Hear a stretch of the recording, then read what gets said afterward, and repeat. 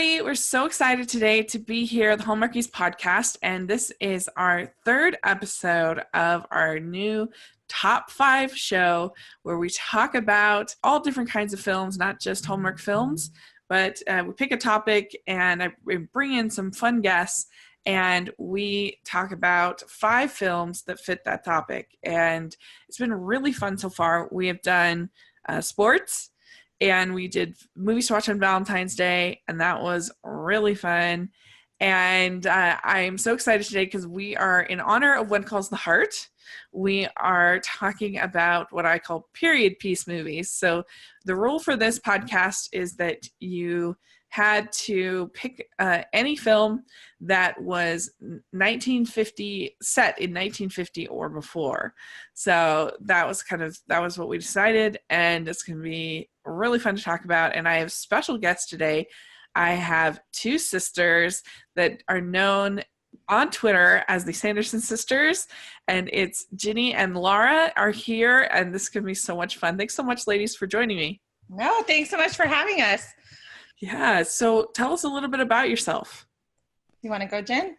Yes, well, I'm a lawyer by day and just super Hallmark fan by night. And Yes. For longtime listeners of your podcast, we may be the original listeners. Yes. I don't know. But I think since the inception, we've been listening. And, I'm Laura. I'm the younger sister. We actually have a middle sister in between who's just too cute for us. So, no. And I am basically a stay-at-home mom, but I'm also a freelance writer. I used to be a journalist. And again, we grew up on Hallmark movies. We've been watching them, and we both like to write, and we decided why not channel that towards Hallmark. So we've been writing scripts with Hallmark in mind, and we're kind of shopping them around right now. And we're hoping that eventually we'll make it to a Hallmark channel near you.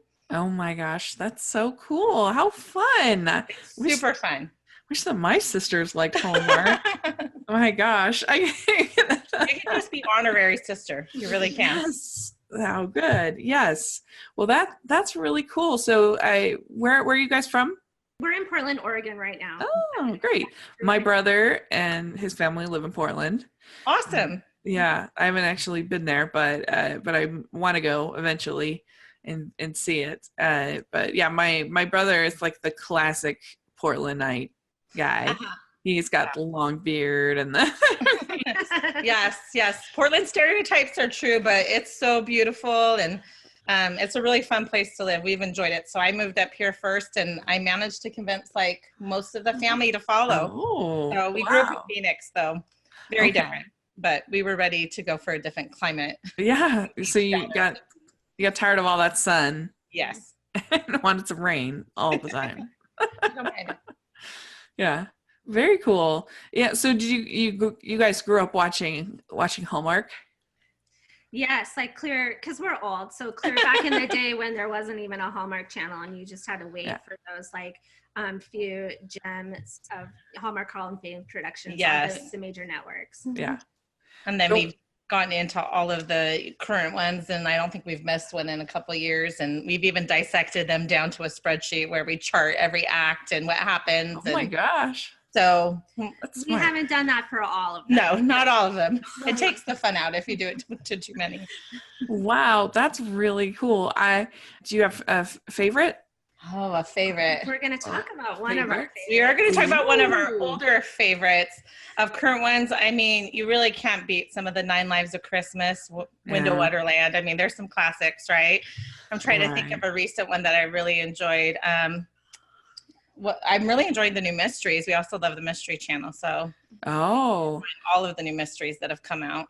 The mysteries, I've warmed up to them a little bit. I realized that I think I liked sort of the little bit more silly ones, probably better than the really serious ones. Mm-hmm. Because, I mean, I wasn't a big fan of the Haley Dean, even though I love Kelly Martin. But I don't know, like I liked this recent Emma Fielding one because it was just nutty. It was pretty nutty. I liked it too. Like I loved those like pedantic professors that were like, I thought they were really funny. And I don't know, sometimes the ones that are super serious and we're really solving crime are just a little too boring for me. So I don't know, it's interesting. That's why garage sale mysteries sometimes can be so much fun. I don't think I expected it to be as fun as it is, but it's just, find a dead body, go home and make lasagna. Right. Yeah, I think it's by far the best series, the Gressel Mysteries, for sure. My favorites, I really love Trading Christmas. Do you have a favorite Christmas one? I guess you said 9 Lives. We love Trading Christmas. Yes. We love that one. I watch it a couple times each Christmas. Yeah.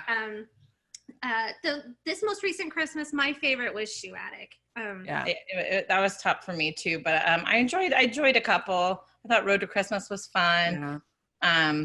There were a few different ones. Of course, now I'm blanking on all the. Those were my 2 favorite. But I watched them all. Yeah. Those are my 2 favorite. Also, Road to Christmas was my favorite. Yeah, and then Shoe Addicts was my second because I don't know. I just thought they were the most well written and engaging, and I don't know. I really enjoyed. I knew I would like Shoe Addicts because I really liked the book, and then it proved to be. I think they did a really good job, but yeah, it was an interesting season. Christmas season this last. But Winterfest, I really brought it, so I felt like I've almost always liked Winterfest because I love the birthday wish. That's one of my favorites. Such a good one.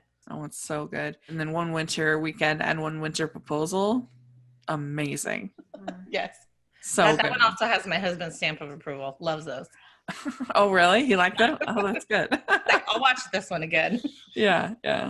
So what for you guys is the appeal of Hallmark in general for you? For me, the appeal is that I can watch it with friends. I can watch it with my mom.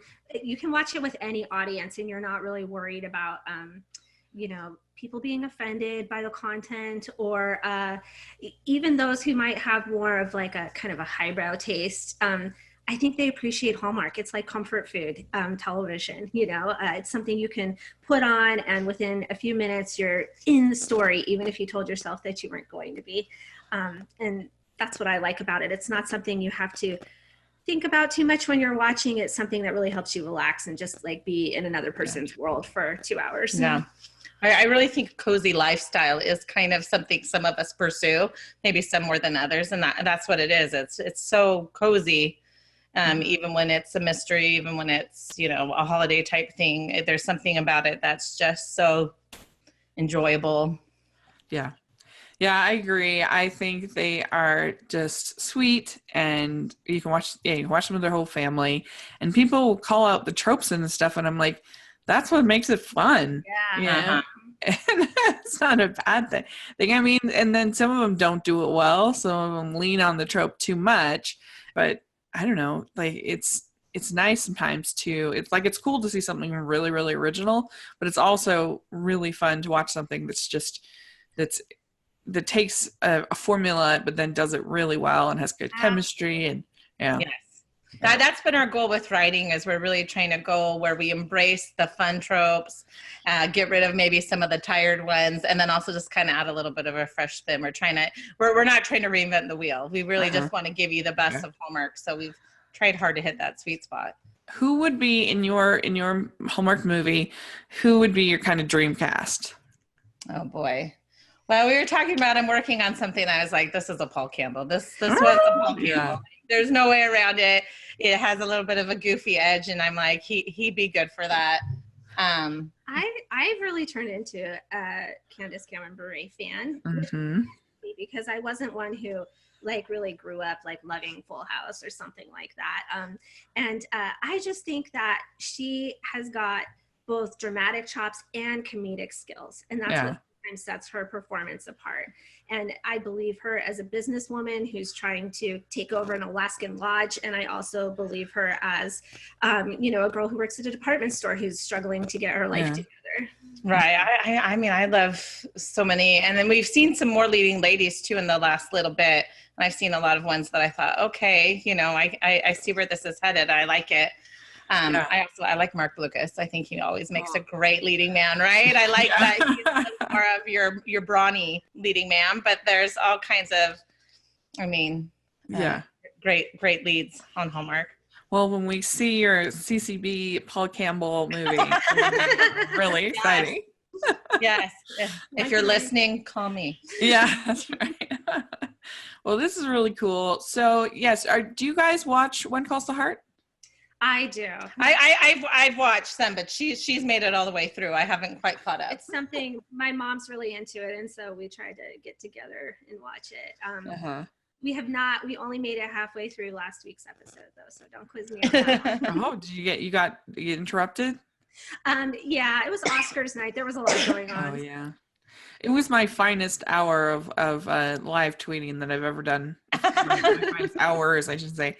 Yeah, it was pretty amazing. I had the Oscars on the TV, and I was watching and I was live tweeting the Chronicle Mysteries. So I was literally live tweeting both at the same time. Wow. And I think they were both pretty solid threads. I feel like You were truly a Renaissance woman. I have noticed that. I'm like, does she have extra hours in her day because she sees it all, tweets it all, and still has time for life on the side? Well, it's called insomnia, and it's not fun. But yeah, I could only do that with watching one. If one of them was like nonfiction, had no, like the fact the Oscars. Sure. I just have to look up and be like, oh, look, so-and-so won, yay. And, and so, but it was pretty good. I'm impressed. But anyway, so yeah, When Calls the Heart, I like it fine. I enjoy it. I think the premiere was really strong this last week. And so, I enjoyed that and looking forward to episode 2. There's something about the Hallmark formula that to me is more palatable in a 2-hour movie than a series. Mm-hmm. But yeah, I mean, it's fine. My favorite is The Good Witch of all the series, but yes, that's a great one. Yeah, because I love Catherine Disher so much. And that one has the whimsy. I like my Hallmark with the side of whimsy. Yeah, I think that's what makes it fun, and they all have such great chemistry. Yeah. On that show, and sometimes When Calls the Heart can be a little slow for me, but I do like the kids, and I love Rosemary and Leland are great. I think Aaron Krakow is great, but I'm kind of excited to see what happens without Jack. So yeah, I agree. Yeah, we all miss Jack, but it's going to be like a breath of fresh air in the series. Yeah, for sure. All right. So in honor of When Calls the Heart, I thought it would be fun to do this episode on period pieces. And I've always been a big fan of royalty movies, as far as like old school kind of movies. I really love Jane Austen. I love Dickens. I love the novels. Plus I love, adaptations, and so I don't know, I thought this would be kind of a fun topic.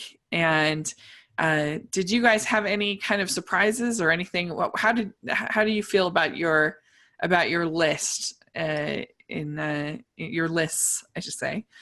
I think one thing we're worried about is that our lists are too similar, and that they're pieces having grown up in the same house. Yeah, from a very specific period, and we do not have any sort of like ancient, like biblical times, films on this.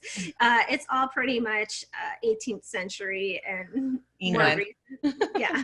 Oh, good. Well, I think we're gonna have some nice variety, and I think sometimes these movies get a rap for being a little dry, a little boring. But what in your mind makes for a good period piece movie? I really think that it's similar to Hallmark. I think what you're looking for is that kind of instant connection romance. Sometimes it's that first frenemy situation where they hate each other so much that they begin to love each other. Other times it's a forbidden kind of love where people aren't expecting them to. And it's beautiful, it's simple, and it's really swoony. Yeah. And that's what I love in a period piece. I mean, there's some that deal with hard issues, and we didn't really touch on those because those aren't as rewatchable for me. But I do love a period piece with just a great romance that just kind of defies the odds of society. And for me, on top of that, I would say I want a strong female lead, society as the antagonist, and also great costumes. Because I half watch them for the costumes. Yeah. Oh, yeah. Yeah, and I don't know, there's sometimes I feel like the sort of rules of these different time periods can add sort of a layer and make it more interesting than, like we're familiar with our rules and with our customs and way of life and stuff. So to go back to Jane Austen, for instance, where they have all of these rules of etiquette and kind of how they're supposed to behave, it's kind of, I don't know, it's just really fun. Yeah. And I long for the simplicity when they just like cross stitch for an hour or play the organ. I think, yeah, I'd like this. I know there were terrible parts to it, but yeah, that appeals to me. Well, yeah, that's very true. Because I've always said, people are like, if you could live in a movie, which one would you pick? And people are picking like the Avengers and stuff. I'm like, I don't want to live in that. Are you crazy? And so, but I always pick Pride and Prejudice, because it's like, what's the worst that can happen to you? You have to apologize for insulting somebody at lunch. Like, yes. I love the fact that in that day and era, there was always something nice that you could say about anything, because you could always ask about a person's mother, how their health is. They talk about the weather, and now it seems like there's that's people just don't even care anymore. I miss those pleasantries. Yes, that's right.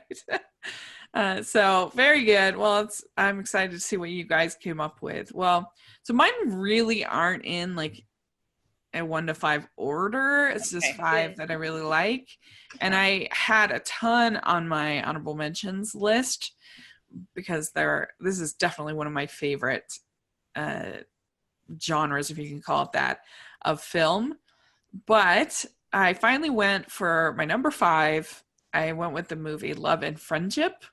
And this movie is based on an obscure novel. It's novella, really, from Jane Austen, called Lady Susan. It's sort of interesting because she has another novella called Love and Friendship, but this one is actually Lady Susan, but they called it Love and Friendship, so it's a little confusing. But what I loved about this movie is it's directed and adapted by Whit Stillman, and he's such a great director when it comes to dialogue and writing female characters.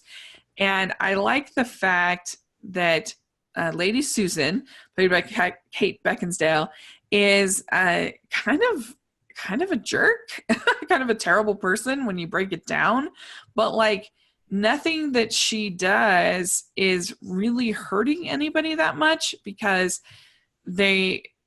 she's just the smartest person in the room at all times.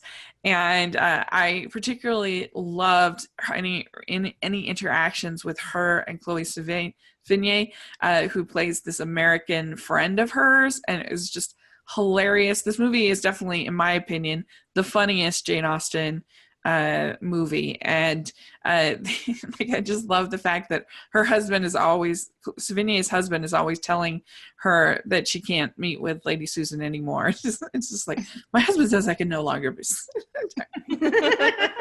and she's just, like I said, always the smartest person in the room. Like, she manipulates people, but in the end she manipulates them to a happy place, so you can't really be mad at her, and so you just laugh. And I love all the little performances, and as far as costumes and everything, it's all really strong there. And it's just kind of this interesting heroine, I feel like, for Jane Austen, that's unlikable but like smart and funny, and so you end up rooting for her even though she's kind of a jerk. So I really loved that one. Awesome. Great. Have you had the chance? Have you guys gotten to see that? I believe that I have seen it, but as you're describing it, I realize it's time for another look. Yeah, I don't think I've seen it, but when you describe it, it sounds just like something I would want to watch. So I'm gonna have to look into that. Yeah, you should definitely check it out. I thought it was really, really funny, and it helped when I first saw it. I saw X-Men Apocalypse, which was a movie I loathe. I really was not for me. And then I saw Alice Through the Looking Glass the same weekend, and then I saw Love and Friendship, and I was just like, this movie's amazing. Renewed my faith in film.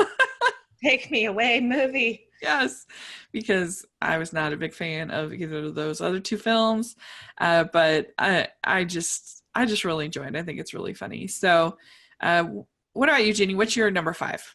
My number five is Marie Antoinette. Oh, 2006, directed by Sofia Coppola, with Kirsten Dunst and Jason Schwartzman. It's kind of a well-known story about, this Austrian girl, really, who ends up becoming Queen of France just before the French Revolution, and famously was insensitive to the needs of the working class people that she was the monarch for. But I just love the look of this movie. It has a very distinctive look where everything is done in these like really soft pastels. You just want to go to a bakery that is like set in the middle of this movie. I remember at the time it came out back in 2006, it was kind of like, the top of like Paris Hilton at the peak of her popularity. And people were very critical of the film for just kind of being about Marie Antoinette doing nothing all day and sort of succumbing to her own celebrity. And I'm like, oh, but this is actually what's going on in our culture at this time. And I really feel like it almost was ahead of its time and kind of predicting this, like look at me culture and people just kind of like being so introspective. They're not aware of the things that are going around them every day. And I think it really holds up. And I also love it's unique on my list in that it incorporates a very modern, like kind of a new wave soundtrack. Mm-hmm. And I thought that was kind of a fun aspect to it.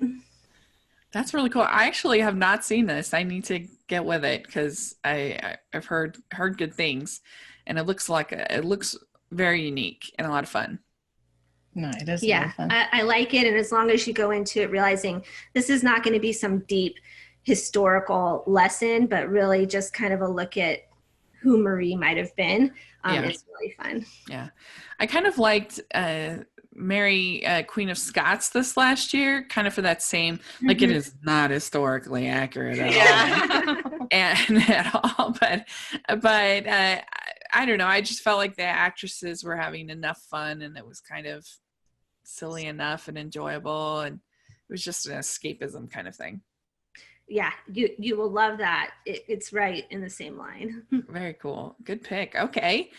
So Laura, what's your number five? Okay. So all of my lists, I kind of went with the ones that I've just worn out rewatching versus maybe critically acclaimed. So number five for me is Emma, the Gwyneth Paltrow 1996 film. We all know the story about Emma, and it's kind of been redone, but what I just love about it is it's not a love triangle. It's kind of like I don't even know, like a love octagon, where we're just kind of all moving in this circle of love from one suitor to the next, and everyone kind of likes the same people. So I'm trying to think about, Emma Woodhouse is the star of it, and she's basically a matchmaker, and she goes around matching people up, but ultimately realizes that, she's been matching the object of her affection with other people, but that her heart is taken by him. Yeah. And I always love that kind of when love sneaks up on you in these stories. And in period pieces, I think that can often happen where they don't think that they like them, but then they realize ultimately that their heart is just burning, for this person. Yeah. So. Yeah, I really like Emma. It's the only book in Jane Austen, oddly enough, that has like any substantial romantic dialogue. Most of her books, if you really, because we think, her books are all about romance, but they're really not. They're about these women that have to make choices in their lives, and that was the big thing. I mean, that was the choice the women had in that day, is who are they going to marry, right. And so it's sometimes a little bit frustrating when I'm reading Jane Austen, and it's like, Mr. Darcy said what was appropriate for a man deeply in love, and I'm like, no, I want to know what he said. Like, yes, what are you thinking? Yeah, yes. And but, I think I'm not a huge Gwyneth Paltrow fan per se, but this was back in the day where she was kind of the ingenue, and she was, sweet and innocent-eyed, and there was something about her that I just think really worked in this role, where she's kind of flitting about, trying to match people up, and then, against, like you said, the society's rules and all of this proper formalities, until she can finally really speak her mind on it. Yeah, and she's a flawed character that grows. It's very dynamic through the story. Uh, she uh, she makes mistakes. She can be unlikable at times. She is definitely a better person by the end of the movie / book than at the beginning, and so that makes you engaged in the story, I think. Yeah, I like to see that growth. Plus, Alan Cummings as Mr. Elton is hilarious. So good. So good. Yes. Sometimes we like it just for even that one ancillary character, right? Yeah. Yeah. Well, and then Mrs. Elton in that is hilarious. Yes, she is so good. I don't know who that actress is, but she does a great job. Oh, yeah. And she shows up in a few different period pieces. Yeah. She is hilarious. She's wonderful. So good pick. That was one I watched. I came out when I was in high school, I believe, and that was one that was heavy on the rotation. Oh, same. So. I had the VHS, if that dates me a little bit, in college, and I think I broke it because I would watch it over and over and over. Yeah. Have you seen the most recent PBS version? I started it, but now that you told me that, I never finished it. How recent is it? Is it like about 10 I think, let me check. It has Johnny Lee Miller in it, and yes, and I'm a big fan of his. Yeah. 2009. Yeah, I have seen it. Yeah, back when Masterpiece did they did a new adaptation of like most Jane Austen books. Yeah. They did every single one except for Pride and Prejudice, because what do you do? It's been done as best as you can do it. Yes. I agree. So, more on that topic later. Yes. Very, very good. I love that pick. All right. Well, my number 4 is Howard's End. Oh, so good. Mm-hmm. My number 4. It's a book that I love by Ian Forster, and it's a movie that I think is just about perfect. And what I think is so impressive about Howard's End is the way that every character, even very small characters, get a full arc and a full story. And I think that's what separates a good movie, where there's just a hero and the one character gets a full story, for a great movie is when something is so rich that just a minor character, you're invested in that character. And I think that they do a really great job, because the Schlegel sisters are just part of the story, and they like nobody is a villain in this movie. And it would be so easy to make the Wilcoxes just like these evil rich people, that you see all the time, but they're not. And Henry Wilcox is not an evil man. He is a flawed man, but he's not. Yeah, he's not a wicked person. He's not a Scrooge. He's not a whatever. And I don't know. I love that. It just makes it so interesting to me. And I think it's very moving to follow each one of the characters and their experience, and it's all kind of anchored by this house, this Howard's End, and how kind of symbolic that is of wealth and of their different, because you've got the Schlegels are kind of this idealized version of the Schlegel sisters are kind of in a, what would you call, like an educated first class kind of people, that they think they know what's best for kind of everybody. They think they know what the Wilcoxes should be doing. They think they know what the Bash should be doing. And they have all these philosophies, but they're not, they're very protected. So they can easily live off of these philosophies and off of these things and have this idealistic view.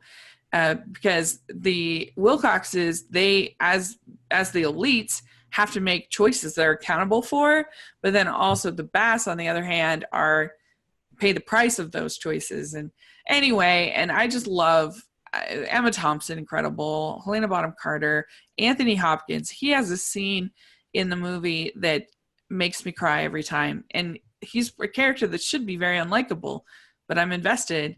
And I think Vanessa Redgrave's incredible in it. Merchant and Ivory, they were incredible in that era in the 90s. And the whole thing looks beautiful and lush. And I don't know, I just love the characters. I think it is such a rich, beautiful movie.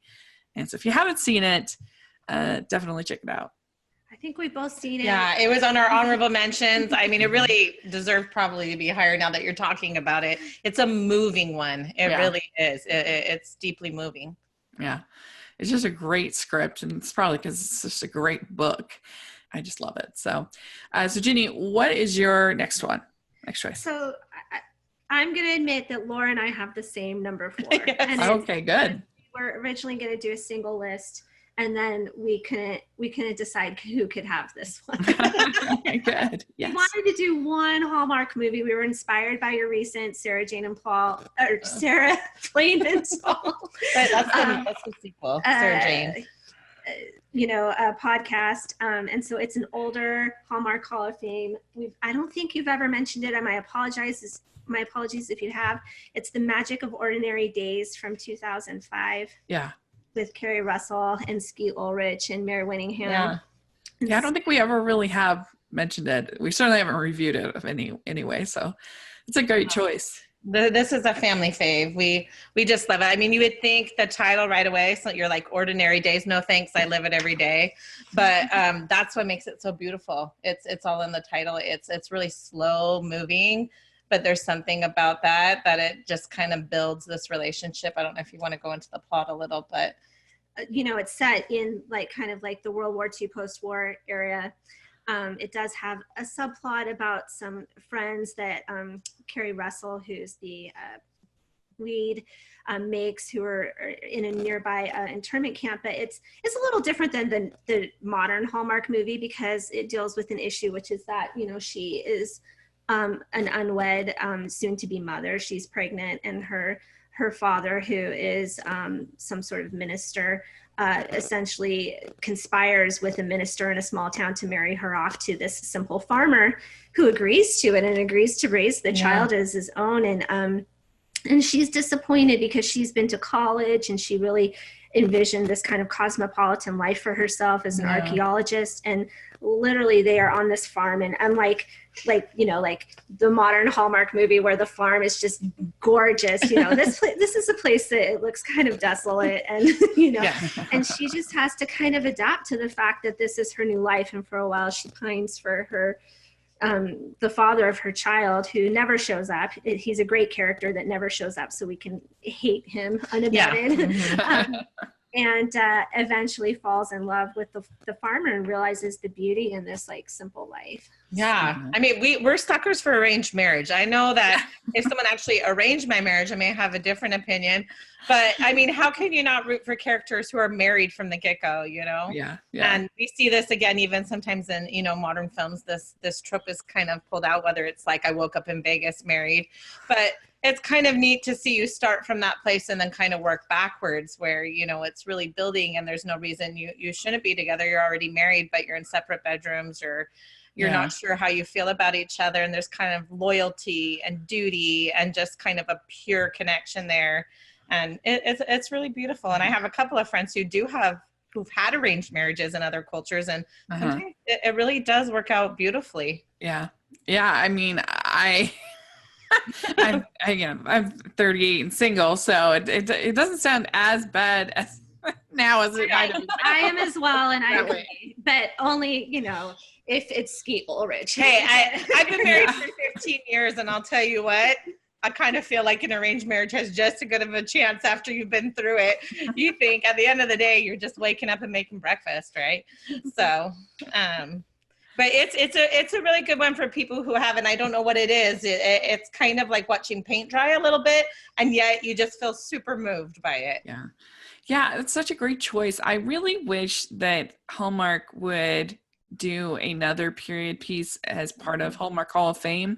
It just feels like lately the Hallmark Hall of Fames have been slightly gussied up Hallmark movies, just a little bit better cast, a little bit more budget. But it'd be really cool if they really set it apart like they used to, and made it something very different in feel. that I'm going to talk a little bit later, but I would love for them to do like a Little Women, to do an Anne of Green Gables, something like that would be really cool. I mean, it would be really cool if they did like a traditional Dickensian Christmas Carol. That would be amazing. Yes, wouldn't it? Yeah, and they would knock it out of the park. I really think they would, and Yeah. they have in the past. Some of these Hallmark Hall of Fames hold up to these, big budget period pieces. Yeah, I think so for sure. So that's a great choice for sure. So Laura, what is your? Oh wait, you both had it as yours. Yes. Okay, Yeah, sorry. that's right. No, that's fine. Nothing more I can chime in on that except to say that I guess there was supposed to be a sequel. It was greenlit and everything. So I don't know, Hallmark, if you can get those people now. They have Emmys and and I mean, they're under contract. They have to do it. They have to do it. Maybe. But very cool. I like that choice. All right. Well, my third choice is a Best Picture winner, and it is Amadeus. I was hoping someone would do it. So what I think is so brilliant about Amadeus, it's fiction. It's not accurate to what really happened as far as we know.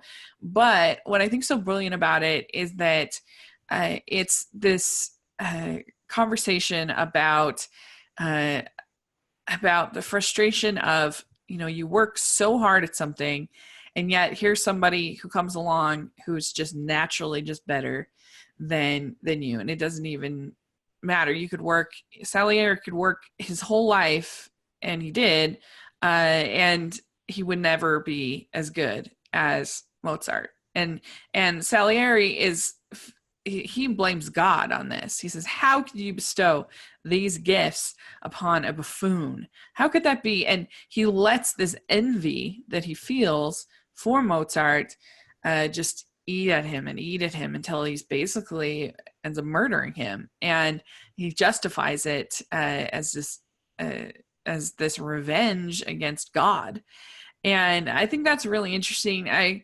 When I reviewed the movie Whiplash, which I like fine, but I think it's an interesting. I used Amadeus as a counter example, because in Whiplash it's assumed that people from their experience and from their how they are trained and how they are taught and everything like that is the defining characteristic between good music and great music, right? And so it justifies all this terrible behavior, which is crazy. But Amadeus is kind of saying the reverse, that it doesn't matter how hard you're trained or taught or what happens. It's just you either got it or you don't have it. Mm-hmm. And so I think that for the most part, that's probably more true. I think that there's just some people that have got it and some people that don't. And I love the sequences in this movie where he's reading the music and he starts to kind of play it in his head, and it just takes his breath away. I think all those scenes are done so well. And I think that they managed to make both Salieri and Mozart very interesting characters, and very, on one hand, he's just like this easy buffoon, Mozart, but then you see these more heartbreaking moments, and I know, I just love it. I think it truly is a masterpiece of a movie. I love all the opera scenes; they're incredible. So yeah, it's one of my favorite Best Picture winners. Agreed. It's fantastic, and costume game and powdered wigs are strong in that movie. And it holds up to the test of time, and like you said, it's still relevant to today. Yeah, and the Best Picture winners in the 80s are a little hit and miss. I'll tell you that right now. But this is definitely there was some behind the scenes pay. Yeah, I think so. Yeah. I'm not a fan of Terms of Endearment myself. Ooh. The movies are rough for me, but this one is great, and it looks great. It was all filmed in Prague, which is a very old feeling city, because it was never really modernized the way that, because of the communists and that the Russians that were ruling at that time. And so it just has this old feel to it, and it just gives an added dimension. So anyway, I love it. And so Ginny, what's your number 3? It's also from the 1980s, and I believe it was Best Foreign Film winner at the Oscars. Don't quote me on that. Cinema Paradiso. Oh, it's a good one. So this Great is one. an Italian film, but probably one of the better known foreign films here in the United States. And it's post-World War II. It's set in okay, I'm cheating a little because some of the movie is set in modern times, or modern to the point at which it was filmed. But the majority of it occurs in a flashback in post-World War II in a small Italian village. And it's a fatherless boy befriends the guy who runs the local movie theater, the projector. And when that man, whose name is Alfredo, is blinded in a movie theater accident due to the old film they were using, he trains the boy to help him run the movie theater. And it's just it's a great coming of age story. It's a great kind of mentor story if you're into mentor stories like Good Will Hunting or something like that. The love between this boy and this older man. And then it's also just a great testament to film, and there's this fantastic montage at the end of the film where over the years in the Italian movie theater, the local priest was able to censor the movies, and he had them, physically cut out of the projection reel all of the kissing scenes in all of the movies they were showing. And when Alfredo finally dies, at this point, Salvatore, the boy, is a famous filmmaker, and he returns to the village for the funeral, and Alfredo's widow gives him a reel, and the reel is all of the kissing scenes spliced back together. And it's just, you do not have a heart if you can watch that movie and see that scene and not just like really get it in the gut. I'm not a big crier in movies, but that one gets me every time. Yeah. That's such a great choice, and it has such potential to be really cloying, but because there's nothing, obviously it's going to win Best Foreign Film because there's nothing in Hollywood likes more than movies about how great movies are and how great Hollywood is. And but it really is, it's just such a sweet, lovely little movie, very touching, about how I think anything that any dream that you have can really carry you through the tough times of life, whether it's movies or whatever. I agree. And it does border on cloying, but for me, I saw it recently after having not seen it many, many years. And I was like, you know what? I still love it. I don't care. Yeah, I agree. I did. I'll put a link over on my other channel. We did a whole podcast on it for a show I used to do called Chicks on Flicks. And so I'll put a link down to that. Yeah, it's a really good movie. It's just so heartfelt and sweet, and good choice. Well, and Ginny, back in her pre-attorney days, actually, you graduated in film and worked in the film industry in Hollywood. So I remember I don't know, when you're talking about actual old-time film, you worked in that for a bit and had some background in the movie theaters, actually splicing film. Yeah, and I think that, Rachel, you should have a shared background with us where we went to a school that for a while would actually cut scenes out of somebody's. Oh, right. She had the job of cutting out, questionable scenes, but she had to watch them over and over to do so. Yeah, that's funny. I forgot that. Yeah, we all have the same alma mater. So, yes. Woo! Go Cougars. Very good. So, Laura, what is your number 3? Okay, so I have 3 kids, 3 girls, 12, 9, and 7. And so I had to go with a family one that kind of breaks period piece tradition, which is Nanny McPhee. I love this movie. Technically, it counts. It's a little bit outside the box because it's a fantasy. It's a comedy. But it does have Emma Thompson, which I think is a stamp of approval, and Colin Firth. So what more can you want? But this movie is actually super sweet as well as funny. It's about it's set in 1880s Victorian England, and there's a widow who has 7 unruly children. Colin Firth is this widow, and he's mourning the loss of his wife. His kids are out of control. One of them tells the nanny to call him Bosoms McGee, so that they're just not falling in line with the proper society. And it evolves. He ends up getting engaged to just a terrible woman that you don't want him to be with, and then slowly comes around to realize that his scullery maid, who he is kind of dependent on to help the kids, that he has fallen in love with her. Yeah. And it's really quite sweet at the end, and also hilarious. And we quote it a lot at our house. So if you haven't seen it, again, sets kind of like Marie Antoinette. Everything is just done in bold colors. Emma Thompson with her warts that slowly fade. She's very Mary Poppins. You know, she uses a hint of magic but is always very proper. So I really enjoy this film, and I think that it also can be rewatched over and over. Yeah. Yeah, it is really, really fun. I really like, just Emma Thompson's the best in that film. I mean, I love Mary Poppins, and I loved Mary Poppins Returns so much.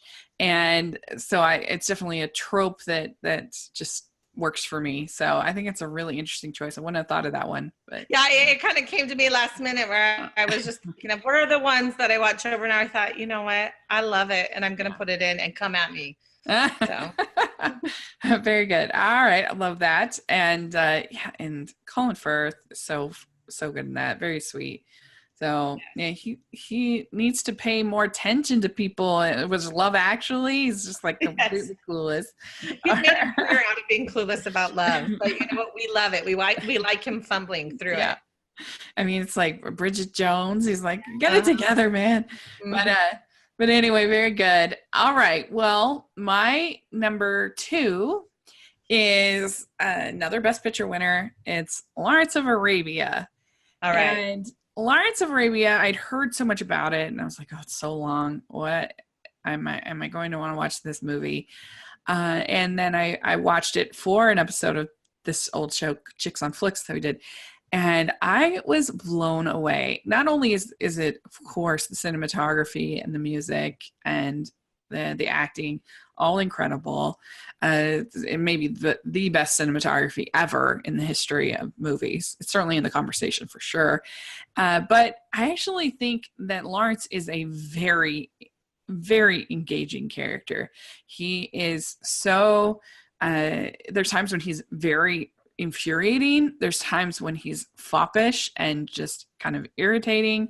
There's times when you just love him, and he's just so layered, and he's so interesting, and I loved just following his story. And so it manages to be big and epic at the same time of being very a character piece and about him. And I loved it. I walked away being like, that is a movie that is worthy of the hype. It's as good as people say it is, in my opinion. It's not one of those old movies where you're like, yeah, it's not that great. I don't know. I absolutely love Lawrence of Arabia. I mean, there's some like brown face stuff that's not maybe the best, but other than that, I think it's pretty close to perfect. I mean, there's scenes where he gets like assaulted, and you're really shocked and horrified for him, and you're really feeling for him. Then there's really funny scenes. He's just such an engaging, wonderful, dynamic character, and I just think it's great. Yeah. I had a bad experience with that movie when I was in college. I worked at a college television station, and we were airing the Lawrence of Arabia, and I was working the master control board, and the other student who had set up the tapes skipped a reel of it, and it was one of the worst nights of my life, because we couldn't go back and show it, because then we would be showing parts of it twice, and that would have violated our license. And there were a lot of crawls across the screen, and then like extra episodes of Little House on the Prairie at the end to make up for the time. And oh no, haven't been able to watch it since. And a lot of angry elderly people. Yes. Yes. I would be angry. I'm like, where's the rest of the movie? It's so good. It would throw me off. We skipped a part in the middle. So. Oh no. That's some of those epics though, they're really great. And I don't know, I feel like there's a lot of long movies these days, but they don't do the same sweeping storytelling.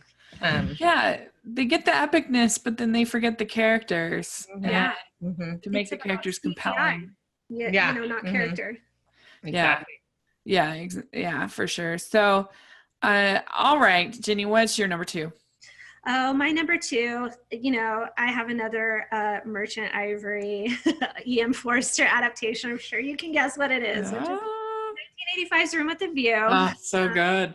This is something that, when I was in college, we watched over and over again. And I was thinking about it, it's about Helena Bonham Carter is Lucy Honeychurch, and she's engaged to Daniel Day-Lewis, who is hilarious. one of my favorite roles of him in a lifetime of fantastic roles. He's a little prim and not very fun. And, she's on vacation with her aunt, who's Maggie Smith. They meet Judi Dench, who's this like kind of crazy author. And she falls in love with the eccentric George Emerson, who's played by Julian Sands. And you're definitely voting for this relationship. But, now that I'm older, sometimes I look back and I'm like, I think maybe Cecil would have been a better choice for us. He just seems like George is almost too quirky, and you're going to have a lot of, awkward moments being married to this man. But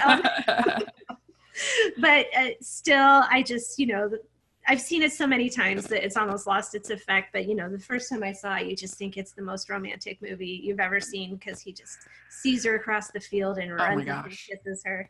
Oh. And probably one of the best kissing scenes ever in a movie. For sure. Yeah, it definitely is. I mean, it definitely is one of my favorite kissing scenes for sure in a movie. And yeah, I think Daniel Day-Lewis, what he does with that little tiny part is he takes a character that you should kind of hate, that's just like this shallow, but you actually kind of feel sorry for him by the end of it, because I don't know, there's a layer there. Which I agree. To the point that in my old age, I'm questioning her choice. Right.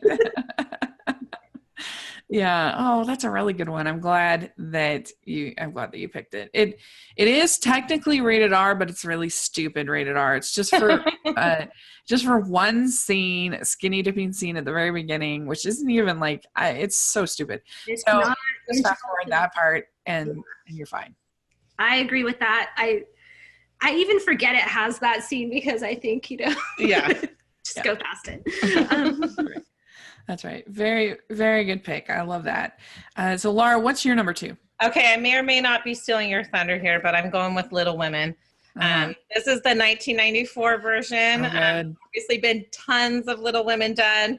And, when you name this cast, Winona Ryder, Claire Danes, you've got Christian Bale, you have Kirsten Dunst again, and Samantha Mathis. I mean, all sorts of people in this, and you might think, how does that work? At the time that it came out, I remember thinking these are all these kind of, indie, edgy people, and yet it's beautiful.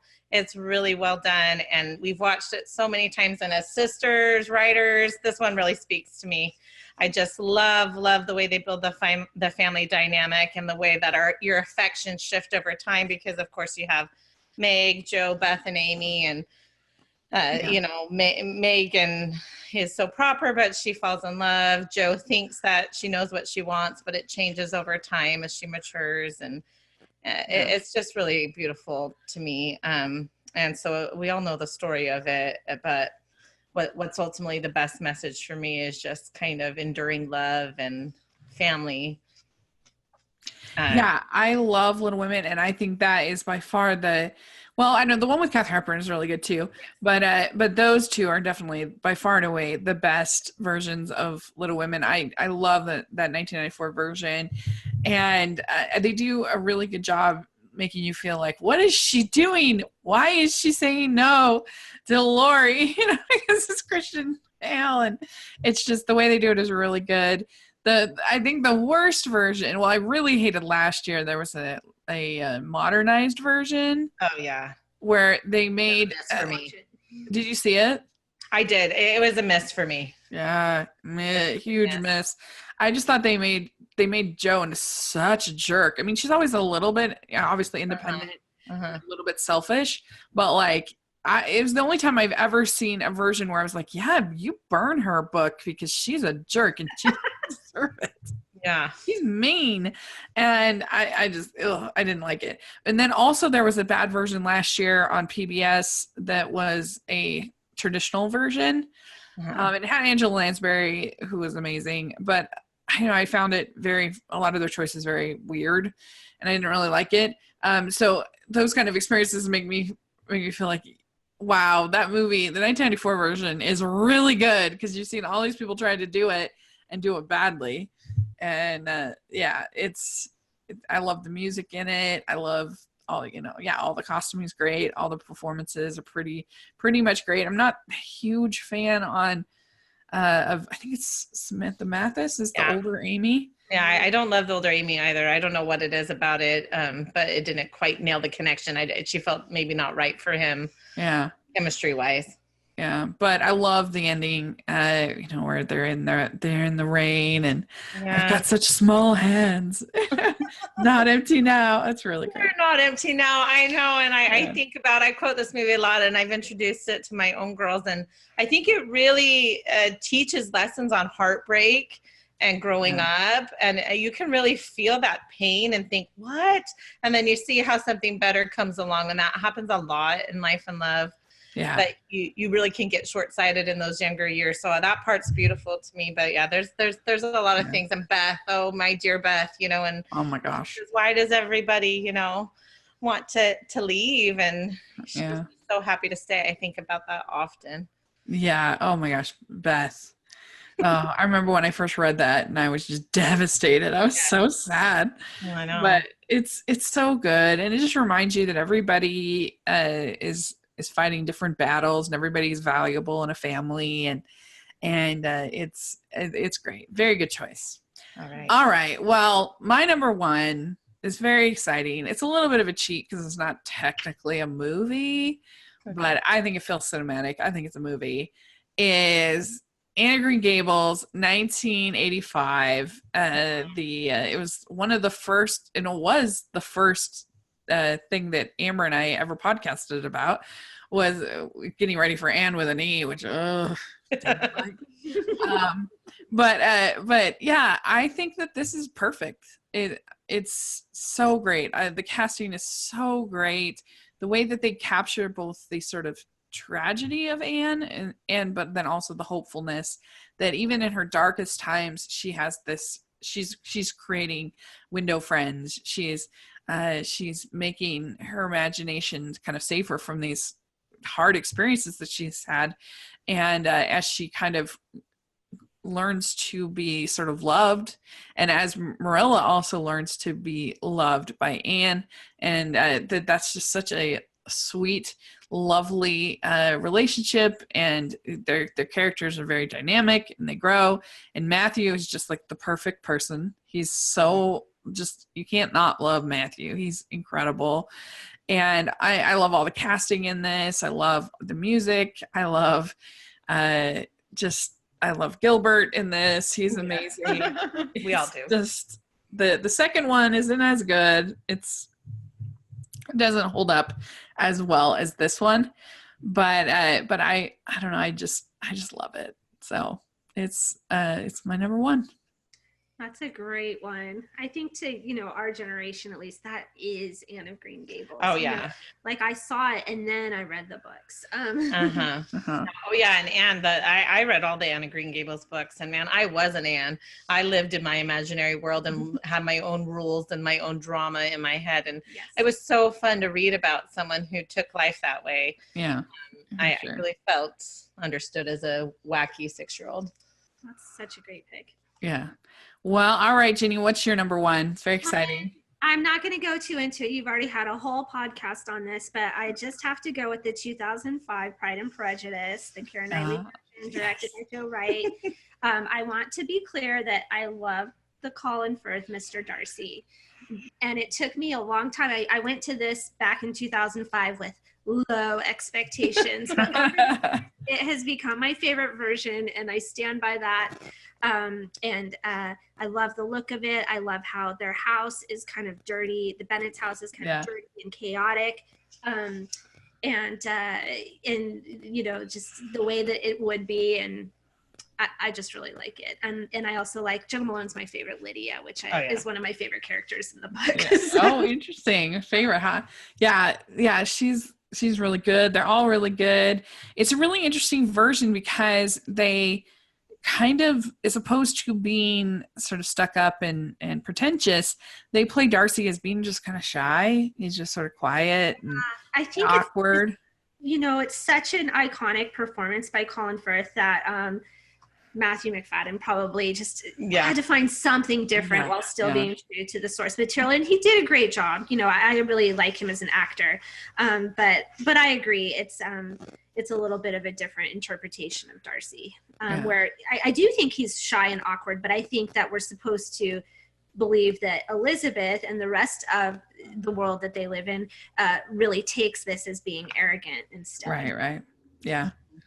I mean, it's really good and beautifully filmed, and you can tell that the emphasis was on Lizzie's growth and changing, I think, because Keira Knightley was the star, as opposed to most of the time it's the Darcy character that does most of the changing and growing.